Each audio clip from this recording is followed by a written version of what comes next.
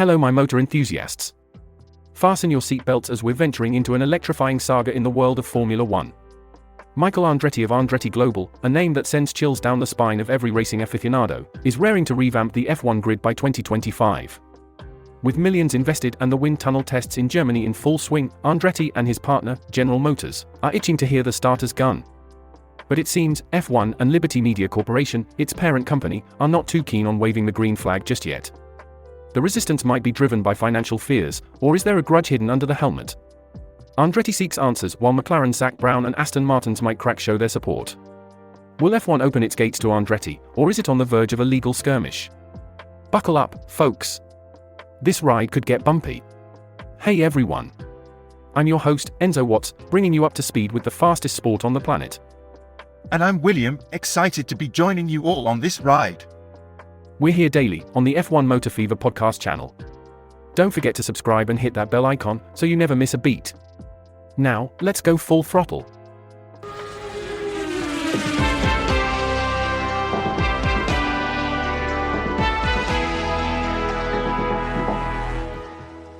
Now, let's take a moment to appreciate Michael Andretti's relentless determination.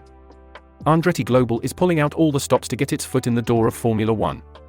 They've even built a car adhering to the 2023 regulations to test at a wind tunnel in Germany.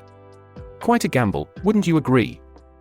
Absolutely, it's a massive commitment. And I must say, the fact that they are pursuing this despite being left unanswered by F1's president and Liberty Media, it speaks volumes about their grit. It almost feels like they are being ghosted after the FIA approved their bid to join as the 11th team. Quite true. Andretti and General Motors are eagerly waiting to know if they will be racing in the 2025 season opener. And the longer they wait, the longer the motorsport world waits to see the legendary Andretti name back on the F1 grid. Michael's attempt in the 1993 season might not have gone to plan, but he's eager to represent the United States as an American team with an American driver. There's a lot of resistance to expanding from 20 cars to 22, citing concerns about the dilution of prize money and the lack of room for newcomers. Some even doubt a new team's ability to compete and consider it unfair to the existing teams, considering their hefty investments in F1. Now, for a bit of trivia. Did you know that the Andretti family has a rich history in motorsports? Mario Andretti, Michael's father, won the Formula One World Championship in the year of 1978. He also won the Daytona 500 in the year of 1967 and the Indianapolis 500 in the year of 1969. That made him one of the only two drivers in history to win races in F1, IndyCar, World Sports Car Championship, and NASCAR. Quite a legacy to carry on, wouldn't you agree? Indeed, it is. And not just Mario, even Michael Andretti had a pretty successful career in IndyCar, with 42 wins to his name. It's fascinating to imagine what they could bring to the table in Formula One. It's not just about the Andretti name, but the wealth of experience and passion for the sport they represent. The president of the FIA, Mohammed Ben Sulayem, has been quite supportive of the Andretti and General Motors bid. It seems he sees the potential in having a giant like General Motors on the F1 grid, especially with the sport's expansion in the United States. He approved the Andretti application from a pile that started with 7 interested parties. Indeed, and not everyone sees it as a personal grudge. Sulayem believes it's more about the green and white, the money. As he put it quite succinctly, they don't want to share the money. That's right. Andretti is still trying to understand the resistance.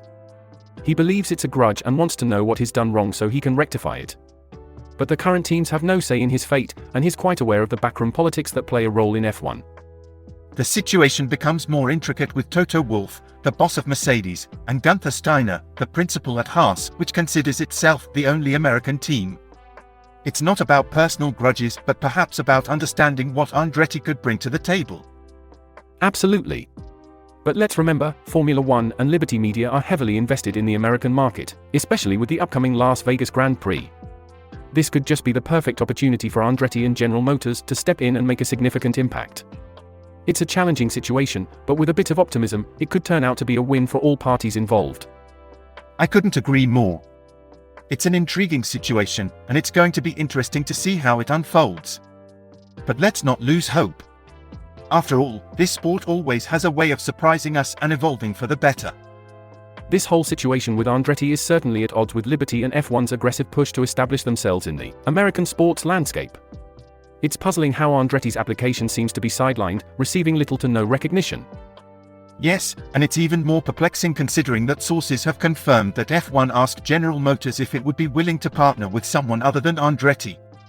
It does make it seem as though Andretti is being personally sidestepped. Meanwhile, Andretti remains focused on testing his car in Germany and the construction of his state-of-the-art shop in Indiana.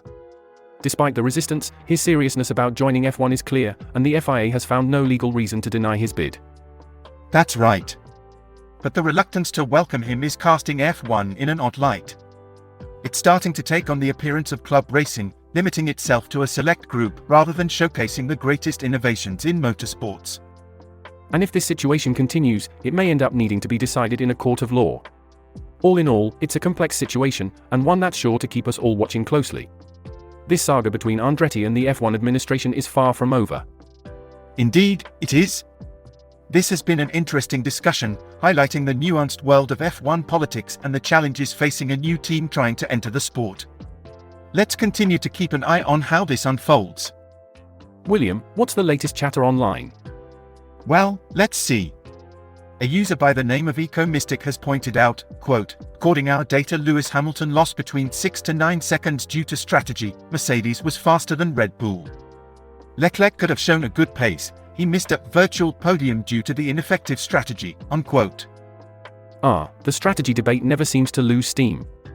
What do the commenters have to say about this? Silen and Amber responded, quote, "I'm glad he didn't. Like Vettel finishing second in Hungary 2021, it would have been sadder had he won and then been disqualified," unquote. Rivendell 93 chimed in with, quote, "Yeah, plus it's probably saved us some social media madness. I feel bad for both of them. They were both put in tough spots, and both let down by their teams," unquote. That's a fair point. Any other notable comments? There's a rather amusing comment by a user called Mookie Bombs that says, quote, "I would have been glued to my phone if that had happened," unquote. And another user by the name Infinity Eternity 17 added, quote, "As much as I'd have felt sorry for Lewis, I'd have found it very funny if that had happened just to see how his more loony fans would react," unquote. The world of social media never disappoints, does it? Indeed it doesn't. And the discussion doesn't stop there. But I think that gives us a fair idea of the current sentiment among fans. That's all for today, folks.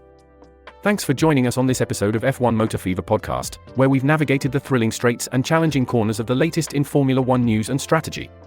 If you've enjoyed the ride, don't forget to subscribe and hit that notification bell so you don't miss a single gear shift with us. Share our podcast with your fellow F1 enthusiasts on any and every platform you can think of, from social media to family dinners and friendly gatherings. Do leave a comment if you've enjoyed our chat.